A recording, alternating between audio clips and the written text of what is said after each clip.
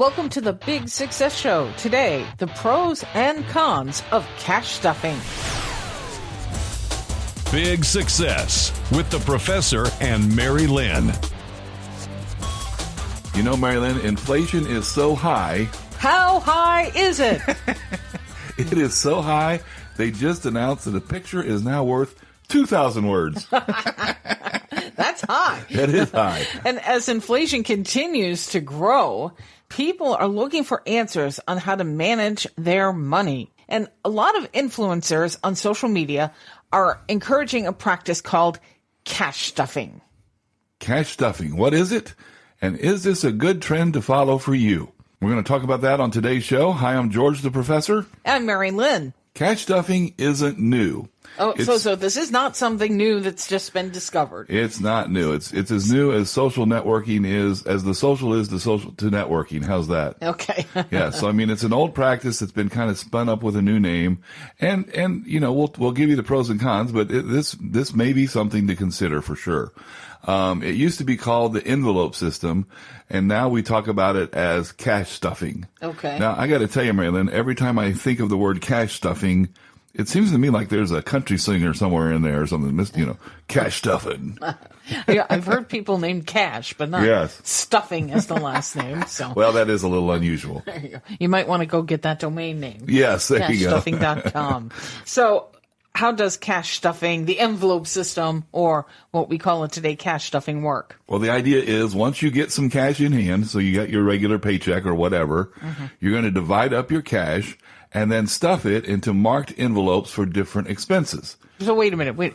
You're gonna go to the bank and you are going to cash that check. Yes. Instead of just deposit the check. Yes. This is all the strength. One of the strengths of the system is it's physical. Okay. You know, there's no virtual here whatsoever. You know, kind of like the person, it reminds me, Mary-Lynn, why do you do that? Well, I know a person who just kept writing checks because as long as he didn't run out of checks, he thought he had money in his account. Oh, jeez. See, it doesn't work that way. Just because the debit card still lets it go through doesn't mean, you know, right. That's a little different story. But the point is, you know, it works because we're actually dividing up physical cash. You put in the cash, you know, my rent is a certain amount, so I put that amount in the rent envelope. And then I've got my rent the paid. Grocery envelope. This is what I assume I'm going to spend this week, and et cetera. Exactly right. You know, it's kind of ironic that the idea of paying in cash is trendy in an age where everything is paid electronically. I mean, I'm taking a sign language course because that's, as I've said on the podcast before, I'm hard of hearing. I've lost a significant amount of hearing.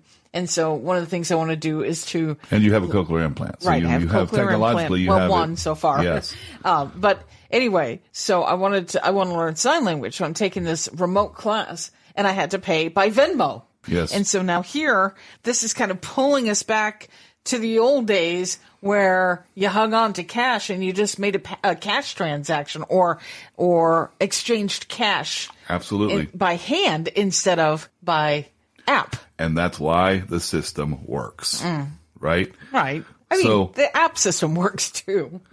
It does, but not for some people, because I think that when we don't see the cash, we're more likely to spend more. Right. Matter of fact, that's one of the merchant offer credit cards, because on average, a person who uses a credit card, and I assume the same would hold true with a debit card, a person who uses some form of plastic or virtual type payment system, that person is going to spend more on average than a person who uses cash.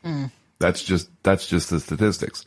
So what I find interesting about this, Mary-Lynn, is the most digital generation ever is going analog with their finances. And there's a couple of reasons, as we've researched into this trend, as to why that is. One is a distrust of institutions, and then the other is just this practice that forces them to be more disciplined with their finances. So, Absolutely right. Perfect summary. So the question is this something you should do?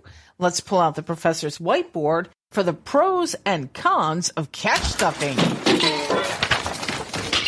Doggone it, I wish I had some cash stuffed in the closet with all that junk, Mary-Lynn. Me too. Yeah, our next show could be about the pros and cons of closet stuffing. Closet stuffing? That's cash stuffing's brother.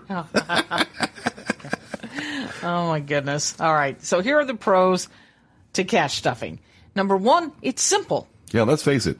Personal finance can be complex, right? I mean, it involves math, which I know you just love, Mary-Lynn. Oh, yeah. It involves math. It involves numbers. It involves multiplication, addition, division.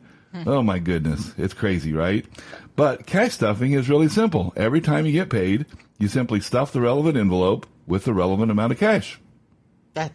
That is simple. There it is. All right. Another pro to cash stuffing is that it keeps spending in line.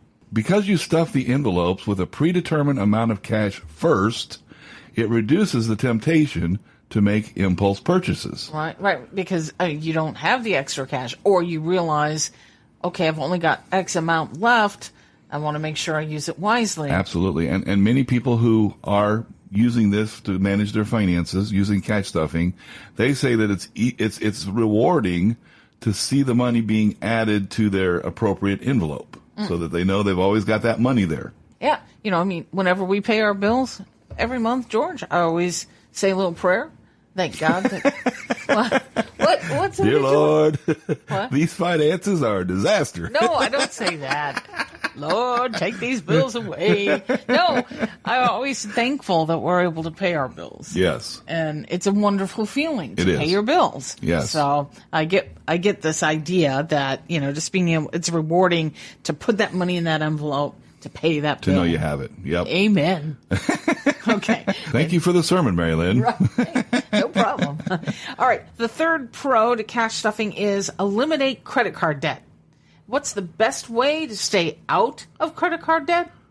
Don't get into credit card debt in the first place. Woohoo! That's why you're the professor. There you go. Just pay with cash, and you won't have to worry about it. So what if you already have credit card debt? Well, pay it off. Then don't get into credit card debt again. Woohoo!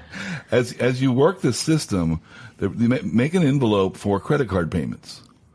And so set a goal for the amount, and then just stuff the envelope every time you get paid with that amount, and that's going to start getting you out of credit card debt. Right, and that kind of goes back to number two, the pro number two about keeping spending in line. I've got some extra money this time. Oh, you know what? I'm going to stuff it in this envelope. Yes. And whittle that down. Yes. So, and the other thing is just it forces you to save by forcing you to have to be setting aside a certain amount to pay off your debt. That's going to force you to save to pay off your debt. all right. Okay. So far, cash stuffing sounds pretty darn good. Yes. Now let's look at some cons to cash stuffing. Number one, it costs you purchasing power. Oh boy, is this a big one right now.